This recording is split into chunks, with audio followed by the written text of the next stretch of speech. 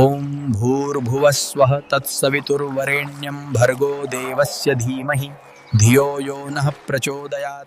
Brahmarshi Vishwamitra's journey to this mantra is a journey of repeated failures. So Vishwamitra was a king. He wanted the sacred divine cow Kamadhenu of sage Vasishtha. So Vasishtha, when he rejected to offer the cow to Vishwamitra, Vishwamitra went to a war against sage Vasishtha's ashram.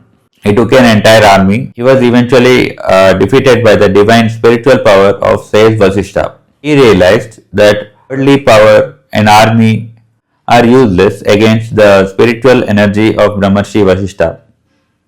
So he sought for that spiritual energy too. He left his throne, he left his kingdom and started meditating to attain the power of the tapas. But the path wasn't easy. He was tested by the three basic gunas of the nature: the tamas, the rajas and the sattva. Tamas means inertia. Whenever we feel something good, we often stop in our lives. Rajas means passions. We strive for our passions to get satisfied. And the third one is the sattva, the kindness or the goodness in a person. Unlimited kindness is so bad that even stops the person from pursuing his passions.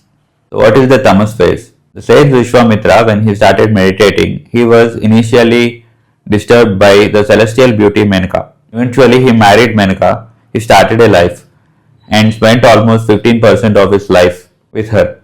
Suddenly he realized that 15% of his life is over and he was deviated from his path of attaining the stature of Brahmarshi. He got angry on himself. He left Menaka and again he resumed his tapas. Then comes the Rajas phase. While he was meditating, his meditation was interrupted again by King Trishanku. Trishanku wanted to enter the heaven with his human body. He was cursed and prevented from doing that by sage Vasishtha and his sons.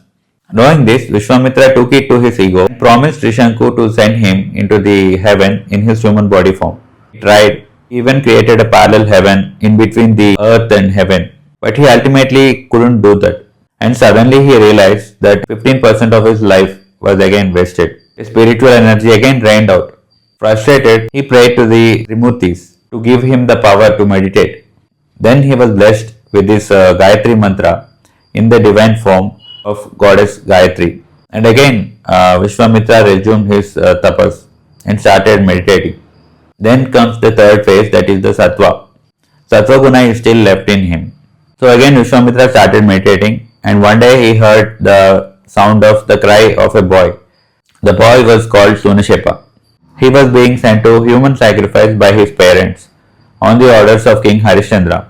So the boy starts from home to the place of human sacrifice, crying and pleading God to send someone to help him. Listening to the cries, Vishwamitra was woken up again. He knows that feeling pity would again destroy his spiritual energy. Still he couldn't let the boy die. He called the boy and he chanted in his ear the Gayatri Mantra. Eventually the boy chanted the Gayatri Mantra and he was saved from the human sacrifice. Later on he was adopted by Vishwamitra. But what happened? Again the spiritual energy of Vishwamitra was drained out.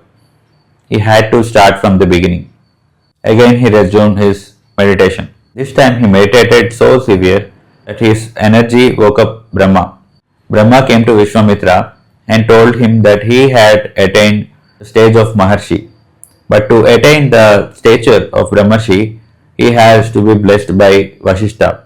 Initially Vishwamitra thought that Vasishtha would never bless him and he would not attain Brahmarshi in his lifetime. But later Vishwamitra goes to the Vasishtha's ashram and he was blessed there by Vasishtha to become a Brahmarshi. So whether we view it as a divine prayer or as a historical artifact or a myth or as a bio tool to hack our brain, the Gayatri Mantra remains one of the most fascinating legacies of the ancient world.